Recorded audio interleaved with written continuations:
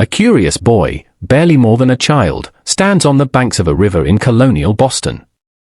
The wind tugs at his simple clothes as he launches a makeshift kite across the water.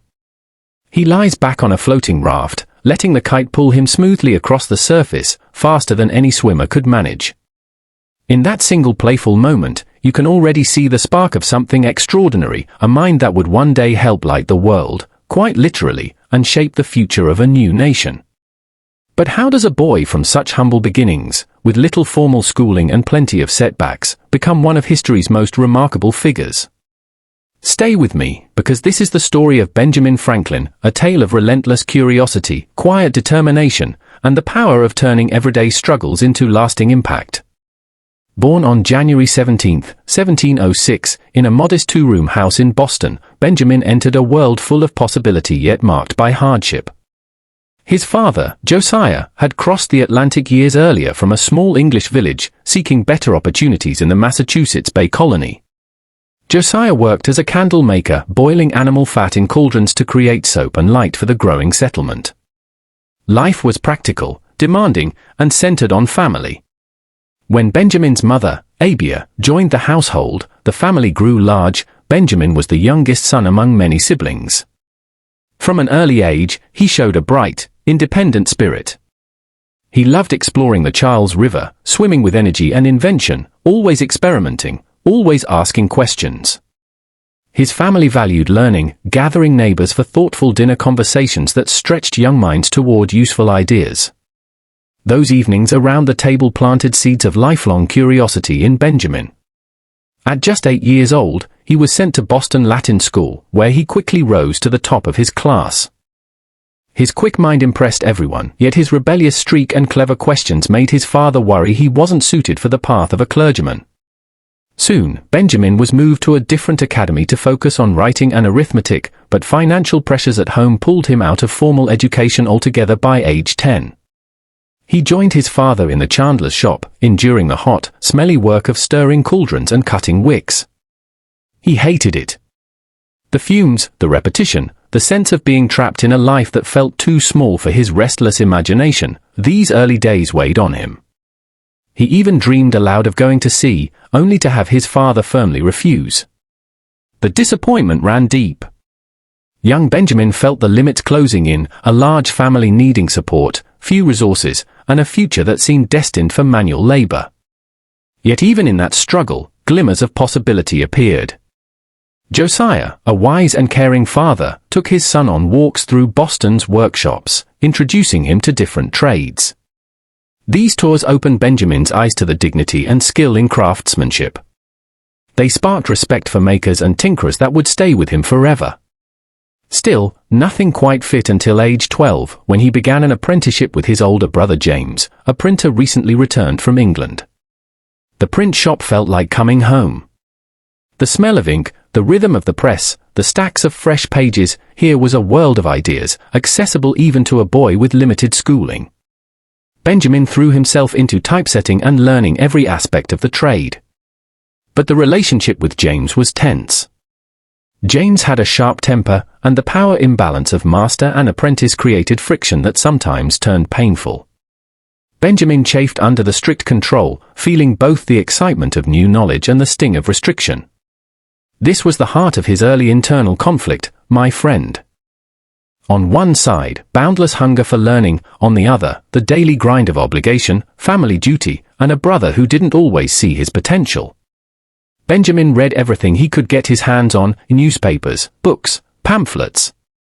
He practiced writing by imitating great essays, rewriting them from memory to sharpen his own voice.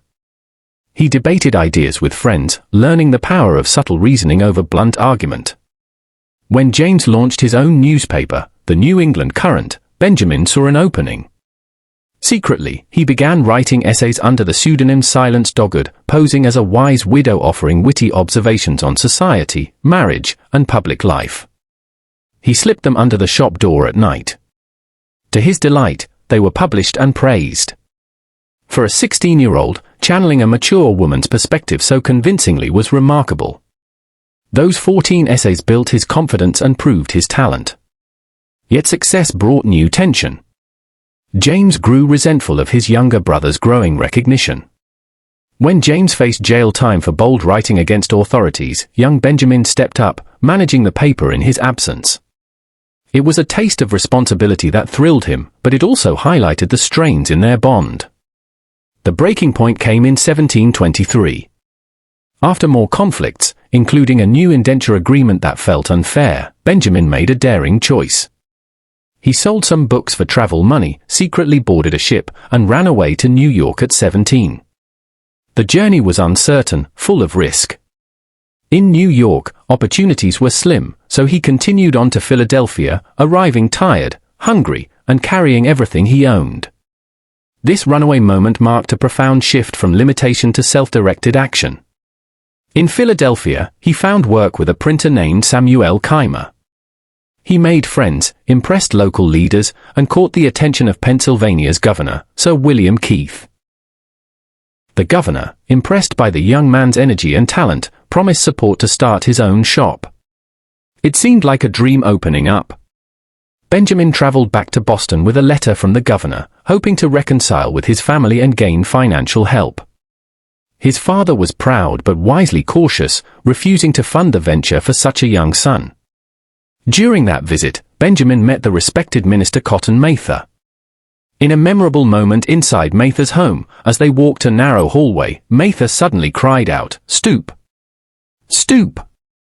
Benjamin didn't react in time and bumped his head on a low beam. Mather's gentle lesson followed, "Stoop, young man, stoop, as you go through this world, and you'll miss many hard lumps." That advice about humility would echo through Benjamin's life, a turning influence that softened his pride and guided his future choices.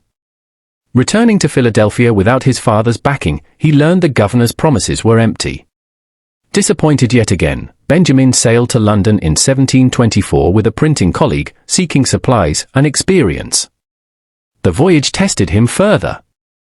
Promises fell through, money was tight, and companionship strained under hardship. He worked in London print houses, observed people's mistakes and strengths, and began solidifying his own principles. This period of setbacks deepened his resolve. He saw how unchecked desires could derail lives, and he committed to better habits. A Quaker merchant named Thomas Denham became a positive model, showing integrity in business and relationships. On the return voyage to America in 1726, Benjamin reflected deeply. He outlined simple rules for living: frugality, truthfulness, hard work, and avoiding gossip. Years later, he expanded these into a formal plan for moral perfection, tracking virtues like temperance, order, resolution, and humility in a small notebook. He reviewed his conduct daily, learning from slips and striving to improve. Order proved especially challenging, but the discipline built in a strength. This self-improvement wasn't about perfection overnight, it was steady, patient effort amid real human flaws. It marked the beginning of his transformation from a runaway apprentice into a man of purpose. Back in Philadelphia, Benjamin worked diligently. He managed a print shop, helped create new type molds, and partnered with a colleague to launch his own business. He poured energy into civic life, founding a discussion group called the Junto, a gathering of tradesmen focused on self-betterment and community improvement through reading and conversation. Their talks inspired real change in America's first subscription library, a volunteer fire company, and eventually an academy that grew into the University of Pennsylvania. These efforts reflected his belief that serving others honored a higher purpose. Through his newspaper, the Pennsylvania Gazette, and his famous Poor Richard's Almanac, he shared practical wisdom that helped everyday people, maxims about industry, opportunity, and common sense that still resonate today. His business thrived, bringing financial security and influence. He married Deborah Red, forming a strong partnership despite earlier complications, and embraced family life while taking responsibility for his son William. Success didn't mean the end of challenges. Frontier tensions and colonial defense issues called for action. During times of threat, Benjamin proposed a citizen militia run on democratic principles, a bold idea that empowered ordinary people. He organized lotteries to fund supplies and demonstrated that communities could solve problems through cooperation. His scientific curiosity also blossomed. Attending demonstrations, he became fascinated by electricity. Through careful experiments with glass tubes, jars, and conductors, he developed theories about positive and negative charges. He wondered if lightning was electrical. In 1752, his famous kite experiment, flying a kite in a thunderstorm with a key attached, confirmed the connection in a moment of breakthrough that electrified the world. This wasn't reckless daring, it was methodical inquiry driven by the desire to understand nature and protect people. The lightning rod he invented still safeguards buildings today. Honors followed, medals, degrees from Harvard and Yale, international recognition. Yet Benjamin approached fame with the humility Mather had taught him, sharing knowledge freely for the common good.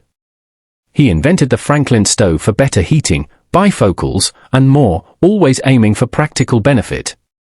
Political responsibilities grew alongside his scientific work. Elected to the Pennsylvania Assembly, he tackled street improvements, postal service, and intercolonial cooperation.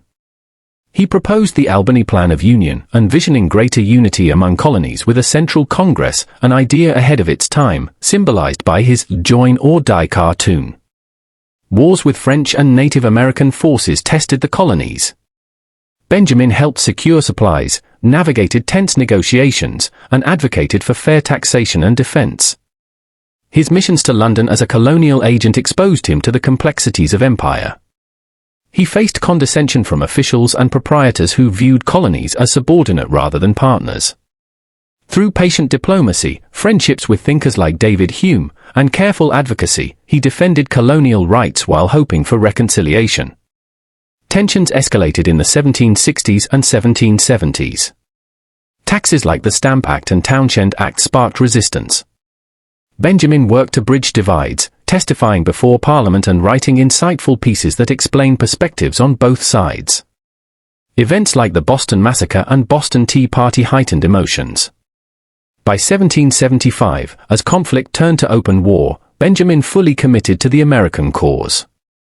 He served in the Continental Congress, helped draft key documents, and sailed to France in 1776 to secure vital alliances. In Paris, the celebrity scientist in simple colonial dress charmed the French court and people. Despite internal delegation challenges and personal strains, including a painful rift with his son William, who remained loyal to Britain, Benjamin's steady leadership helped secure treaties of alliance and commerce. The victory at Yorktown and the Treaty of Paris in 1783 marked a triumphant outcome after years of effort, setbacks, and negotiation. Back home, Benjamin contributed to the Constitutional Convention of 1787. Though older and in declining health, his wisdom, humor, and commitment to compromise proved invaluable. He urged delegates toward unity, reminding them that tolerance and practical solutions served the greater good. His support for the final document, with its balance of ideals and realism, helped birth a lasting framework for the nation. In his later years, he championed abolition, continuing to advocate for justice and service to others. On April 17, 1790, at age 84, Benjamin Franklin passed away. Philadelphia mourned with a massive procession, over 20,000 people, as clergy from many faiths honored a life dedicated to tolerance, improvement, and helping humanity. He was laid to rest beside his wife Deborah. My friend, Benjamin Franklin's journey reminds us that greatness often begins in small, determined steps through ordinary struggles. From a boy resenting cauldron work to a man whose ideas illuminated science, governance, and daily life, he showed the power of curiosity, self-discipline, and civic spirit. He faced failures, family rifts, financial risks, and political opposition, yet he kept learning, adapting, and contributing.